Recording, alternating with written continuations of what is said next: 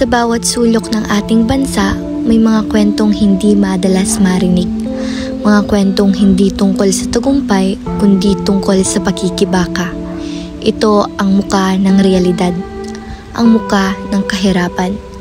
Kailan pa naging normal ang makita ang mga batang natutulog sa kalsada?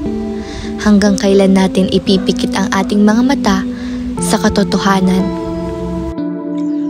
Araw-araw, libo-libong Pilipino ang gumigising ng walang kasiguraduhan.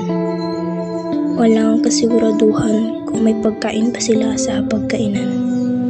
Walang kasiguraduhan kung makakapasok ba ang kanilang mga anak sa paaralan. Naalala mo pa ba noong ikaw ay bata? Masaya kang naglalaro, kumakain ng busog, nag-aaral ng walang iniintinding problema. Pero, paano ang mga batang ito? May pagkakataon ba silang mangarap? O natutunan na ba nilang tanggapin na ang kahirapan ay parang habang buhay na parusa? May mga taong buong buhay nang nagtatrabaho pero nananatiling hikahos. Magsasakang nagtatanim ng pagkain para sa lahat pero sila mismo ang madalas magutom. Mga manggagawang halos walang pahinga pero hindi sapat ang kita para sa pamilya. Patas ba ang laban? Kung pare-pareho ang sipag, bakit hindi pare-pareho ang ginhawa?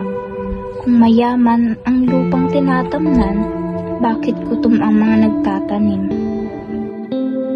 Habang ang ilan ay nag-aaksaya ng pagkain, ang iba na may kumakalamang sikmura. Habang ang ilan ay nasa komportableng tahanan, may mga pamilyang walang matulugan. Patas ba talaga ang mundo? O mas madalas, ang mga may boses lang ang naririnig?